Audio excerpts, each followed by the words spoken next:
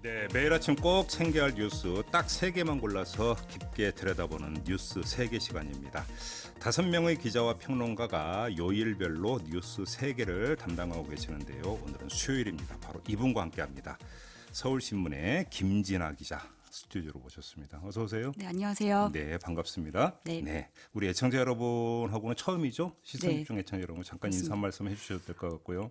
예, 저 더불어민주당을 출입하고 있는 이제 서울신문 정치부의 김진아 기자라고 합니다. 제가 김종배의 시선집중은 저희 발제대 정말 필수 챙겨야 되는 그 라디오인데 네. 제가 출연하게 돼서 너무 기쁘고요. 네. 앞으로 좋은 뉴스 많이 전달해드리겠습니다. 네, 아무래도 이제 저희가 시사 프로이다 보니까 네. 여의도 동향에 민감할 수밖에 없는데 아주 긴밀한 공조 체제를 구축을 하는 걸로 어떻습니까? 네, 네, 정보 제가, 교류라든지. 그런 거 아주 좋습니다. 은밀하게 좀 말씀해 주시면 감사하겠습니다. 그렇습니다. 네. 김진아 기자의 활약에 따라서 저희 시선 집중에 이 내용의 질이 달라질 것이다. 갑자기 부담이 그렇죠? 네. 부담 느끼시라고 드리는 말씀. 고맙습니다. 자, 첫 번째 소식 가볼까요? 네. 어제 좀 모든 신문의 일면 톱 뉴스였는데요. 네. 그러니까 윤석열 검찰총장이 특수부를 축소하겠다는 카드를 제시한 겁니다. 어제 오후에 전격 발표를 예, 했어요. 네. 좀 깜짝 놀랐는데요.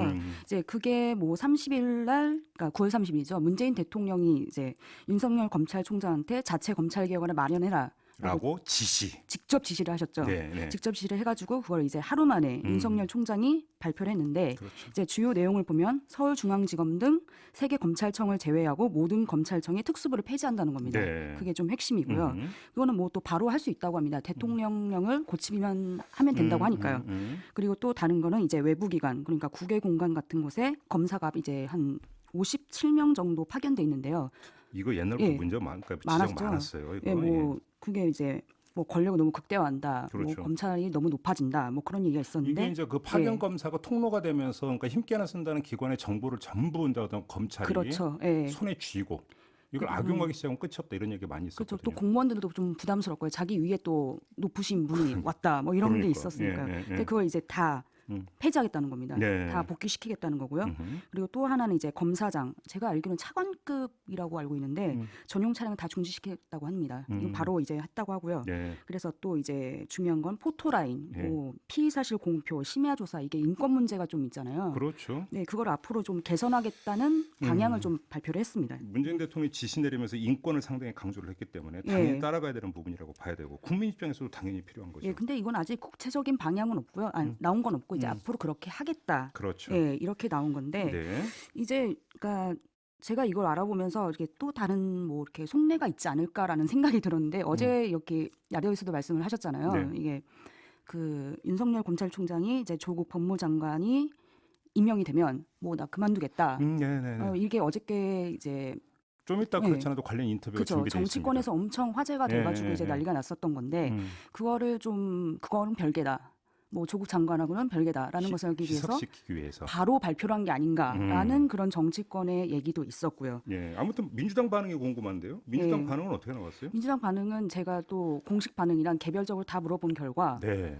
이건 시작이고 중요한 거 빠졌다. 음. 서울중앙지검 왜 뺐냐. 어허. 중앙지검이 핵심인데 예. 거기서부터 특수부를 폐지를 해야 되는데 왜 거기는 남겨뒀냐. 오. 예, 거기서 아직 시작이니까 지켜봐야 된다. 좀 예. 약간 부정적인 느낌이 더 강했습니다. 민주당 안에서는 그럼 서울중앙지검 특수부도 폐지된다 이런 입장이에요? 거기부터 폐지해야지 진정성이 있는 건데 왜 아, 거기는 남겨두고 아. 다른 주변을 폐지한다고 해서 뭐 할 것처럼 말을 하느냐. 사실 특수부는 예. 서울중앙지검 특수부였죠. 그죠. 거기가 옛날, 핵심이니까. 옛날 예. 대검 중수부 역할을 하는. 그렇죠. 예, 그래서 뭐 앞으로 좀 더 지켜봐야 될 것 같습니다. 네, 이제 시작이라고 한다면 앞으로 할 얘기는 많이 있겠네요. 많이 있죠. 그리고 뉴스 세계에서도. 네, 앞으로 제가 열심히 준비를 네, 해보겠습니다. 후속 보도 기대하겠습니다. 자, 다음 소식으로 가면요. 이게 좀 어제 또 다시 화제가 됐던 게 이제 황교안 자유한국당 대표가 이제 검찰에 출석을 했는데요. 네. 그 패스트트랙 다 기억을 하실 것 같은데 네. 그때 동물국회 되게 유명했었잖아요. 그렇죠.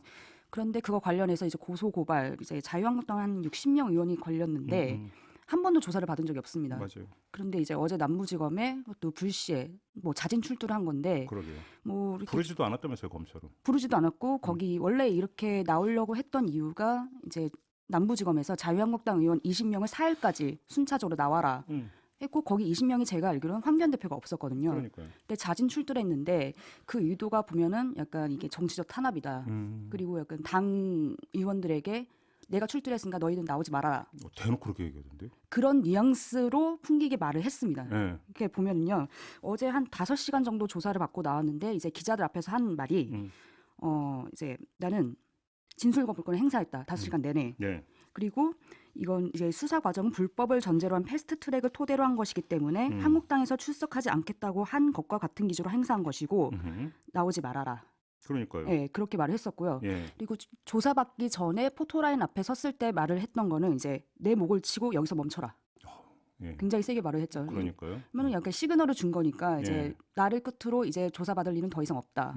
뭐 이런 얘기고 있습니다. 그러니까 나의 예. 목을 치고 다른 그 자유한국당 소속 의원들은 나 출두하지 말라 이렇게 대놓고 출두하지 말라. 예. 이분이 전직 법무장관이시죠?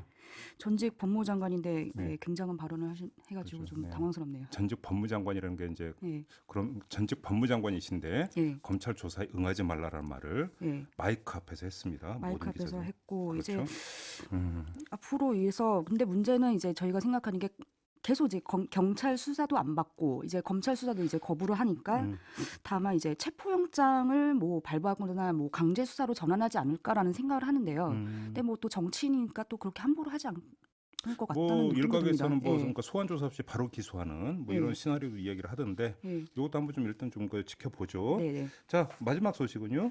마지막 소식은 DLF 제가 이거를 좀 정리하면서도 이것이 무엇인가. 제가 제일 네. 약한 게 두 가지가 있는데요. 네. 수학이 약하고요. 네. 금융이 약해갖고 금융 얘기 나면 뭐가 뭔지를 잘 모르겠어요. 심지어 제가 금융을 또 출입하기도 했는데 이거를 알면서 정말 열심히 공부를 했습니다.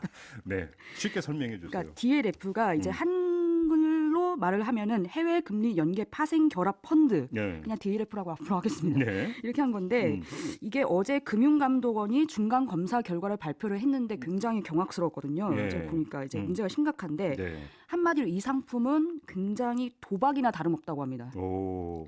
그러니까 뭐 간단하게 정말 간단하게 설명을 드리면 독일 국채금리 변동성을 가지고 만든 상품인데 네. 이게 정해진 금리에서 기간 내 떨어지면 뭐 기간 내 떨어지면 이제 정해진 금리를 준다는 거고요. 네. 그리고 그 이상이면 수백 배의 손실을 보게 만드는 정말 복잡한 상품이라고 합니다. 근데 그래요? 예, 금감원 중간 발표 결과를 보면 결론적으로 이 상품은 설계에서 제조에서 판매까지 모든 금융사들이 투자자 보호보다 수수료를 챙기는 거 한마디로 돈벌이에 급급했다. 제대로 설명도 안 하고 뭐 예. 그 노인분들 저거를 뭐 했다 이런 보도도 그런 있더라고요. 것도 있었죠. 70대 노인이 치매 증상인데 그분들한테도 팔았다. 아이고 참. 예, 그런 거 있었는데 실제 피해 금액을 보면은 9월 25일까지 확정된 원금 손실만 669억 원. 예. 그리고 또 앞으로 3,513억이 추가 손실도 예상된다고 합니다. 아, 이러면 안 돼요. 우리가 이제 네. 사실은 그 은행도 그냥 기업인데 금융기관이라고 부르잖아요. 네. 거기에는 어떤 공적인 성격이 강조가 되고 있는 거고 우리 역사에서 사실 공적 자금 다 투입됐잖아요. 그렇죠. 그러면 자기들이 알아서 또 공적 기능을 더 스스로 어떤 거 되새게 네. 되는 건데 이런 식으로 하면 안 되죠, 이거. 그리고 저는 좀 이거를 알아보면서 좀 당황했던 게 이거 판매할 때 이렇게 설명도 했다고 하더라고요. 유럽은 망하지 않는다. 그러니까 사라. 아, 믿으시라. 예. 믿고 그러니까 투자하시라. 예, 독일은 망하지 않을 텐데. 근데 그래도 혹시라도 예. 뭐 하면 책임은 못 진다. 예. 라는 얘기는 했대요. 그 얘기는. 네, 그런 얘기도 하면서 팔았다고 합니다. 에휴. 정말 대단한 것 같습니다. 알겠습니다. 자, 뉴스 세계 이렇게 마무리하겠습니다. 김진아 기자와 함께했습니다. 수고하셨어요. 예, 고맙습니다.